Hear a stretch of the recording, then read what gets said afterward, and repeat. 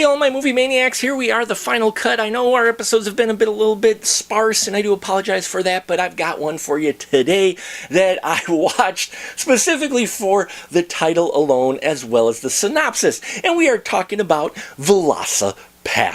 Yes, Velocipastor, telling us the story of a priest who is kind of looking for some peace and finding his way, and he makes his way to China. Well, while in China, he ends up being given the power to turn into a velociraptor, but he's not quite sure what to do with this power when he gets back to the States. But thanks to the guidance of a prostitute, he soon turns this power from a curse to a blessing as he dispenses justice within his neighborhood and takes on the evil ninjas who are trying to control his hood.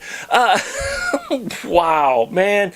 This film starts off really strong. I loved how this movie starts out. Doug Jones, the priest played by Greg Cohen, I love this character quite a bit. There's some emotion there.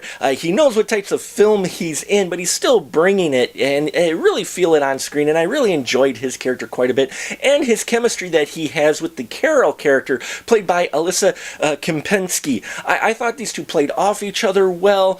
I enjoyed their scenes together. The dialogue was delivered well, too, and there's some emotion there and some chemistry, and so I just really liked the way these two played off each other, and again, you do get some action right in the beginning, and yeah, it starts off great and lets you know what type of film you're in for. And then there's the third act, the ending.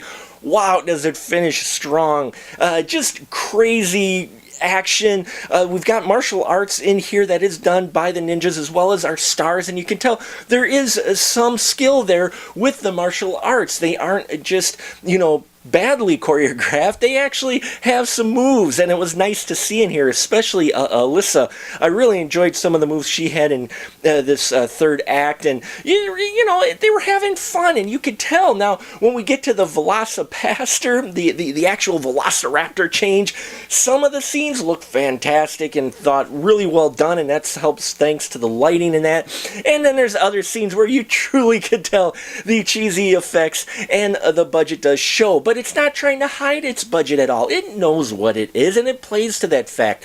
This has that spirit of those old full moon picture films where Charles Band is cranking out the film just to tell a story, and yeah, he worked with the budget he had, and so they are here. Now, I did enjoy the ninja villains, and there's a bit of a twist with them as well, which I thought I really appreciated and felt in line with the classic films that they were kind of paying homage to, as well as kind of poking fun at. So the film does stumble in the middle a bit, and I know it sounds bad when I say there's a little heavy character development here, but it just feels like it loses its path just a little bit of what type of film it was. And when you start off with a film like this and the concept alone, you kind of want to just keep the crazy and zaniness going, but it does work a little bit of other elements in here which just kind of detracted a little bit from the speed and how this film played out. I thought I would have liked to see that handled differently, but it did not take me out of the film, nor did it make me think I was wasting my time at all. No, if you're a fan of micro-budget monster films and don't mind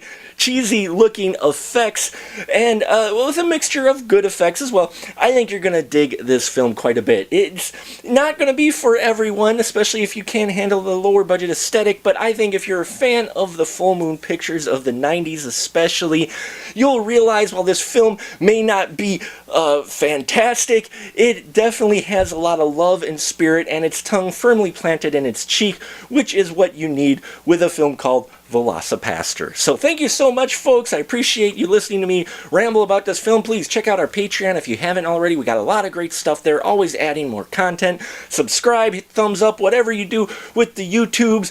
Please, we appreciate your support, and until next time, remember, keep that ticket stub.